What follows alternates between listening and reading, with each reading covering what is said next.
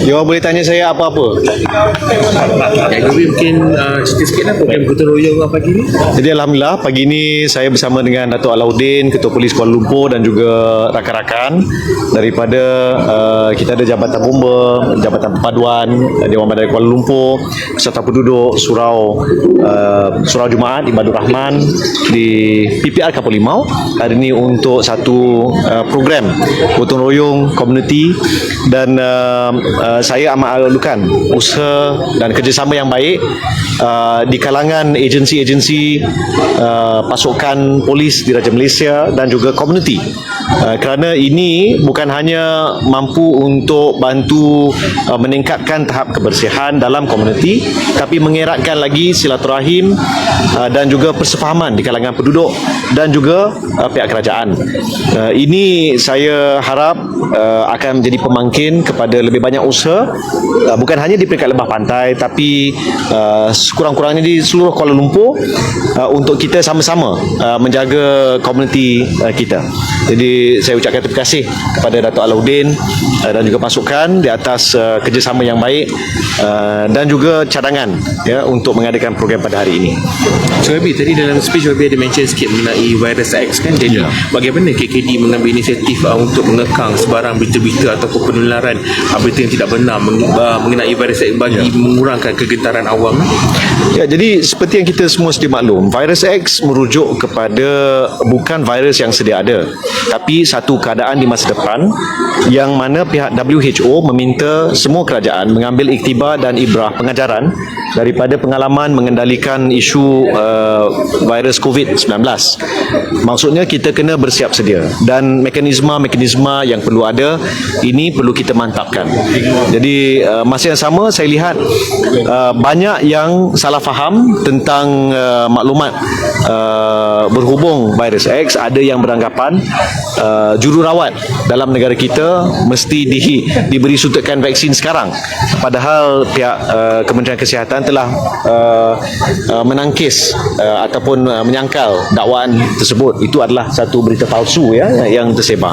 Ini antara sebab kenapa pada bermula 1 Oktober yang lalu pada jam 7.59 malam setiap malam kita akan terbitkan satu segmen yang bertajuk Biar Betul dan ia kerjasama di antara SKMM sebagai pusat aduan bagi sebarang sama ada berita fitnah ataupun berita tidak benar ataupun ada keraguan tentang kesahihan maklumat dan pihak bernama melalui mycheck.my dan juga RTM sendiri dan juga KKD. Kita juga bekerjasama dengan kementerian-kementerian lain untuk mendapat pengesahan tentang sebarang berita yang didakwa tular.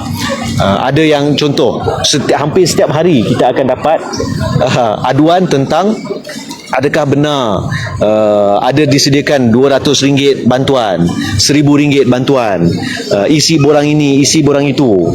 Jadi terlalu banyak maklumat seperti ini yang maklumat salah seperti ini yang tular.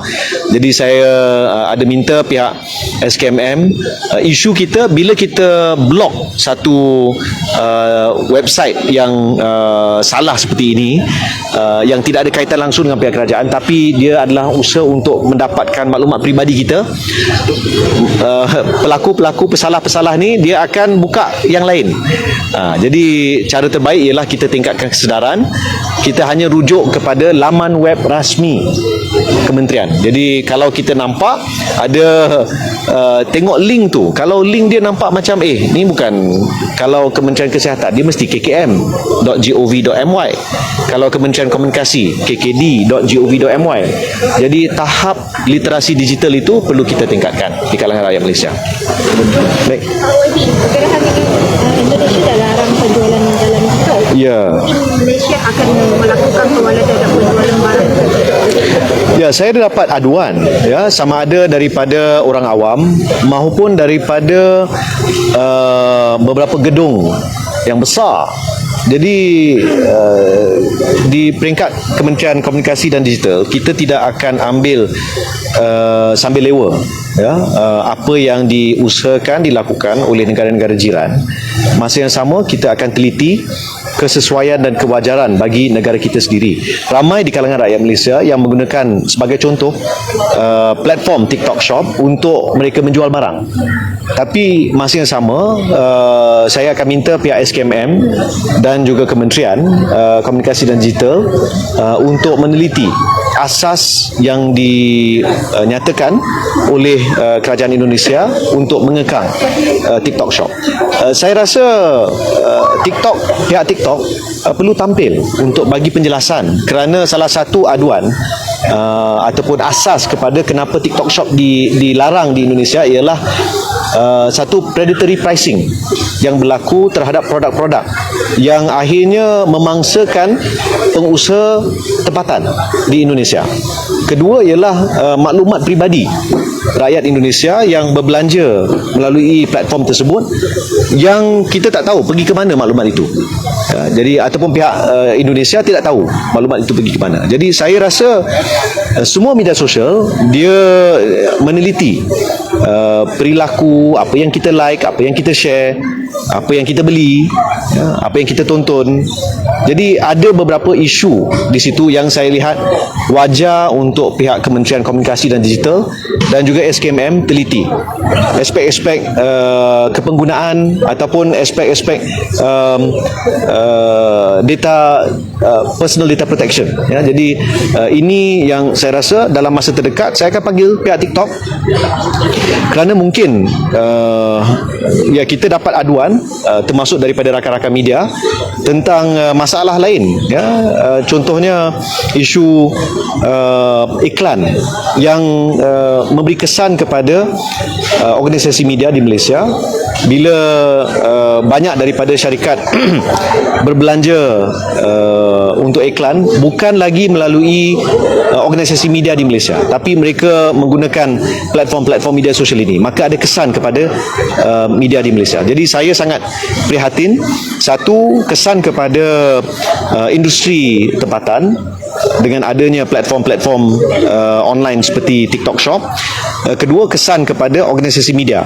Jadi sekurang-kurangnya dua perkara ini. Jadi saya akan panggil pihak TikTok.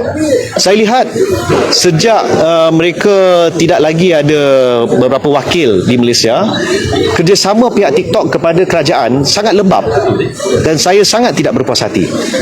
Contoh, isu virus X, dakwaan vaksin bagi virus X tu telah tular 1.5 juta view, dan saya terpaksa panggil orang TikTok itu tanya, Kementerian Kesihatan dah publish penafian, tapi pihak TikTok langsung tak ambil apa-apa tindakan. Jadi saya sangat tak berpuas hati tentang beberapa perkara, termasuklah isu TikTok Shop, isu iklan dan juga penularan berita palsu. So kita teliti perkara ini dan insya-Allah kita akan panggil pihak TikTok tak lama lagi. Okey, terima kasih. Baik, terima kasih. Ada soalan untuk Datuk? Ada tu. Datuk. Isu je ni. Kita Ini saya dua kamu Datuk. Apa dia? Komen sikit mengenai yang kes bayi ditinggalkan semalam tu. Kes tu kita siasat bawah Akta Kanak-Kanak Seksyen 31 dan kita bagi ruang sikit lah kepada ibu bapa dia. Lepas tu kita akan rakam keterangan. Kedai siasatan dah buka. Akta siasatan dah buka bawah Akta Kanak-Kanak. Kita dah buka dah. Bapa tu jangka akan rakam keterangan bila?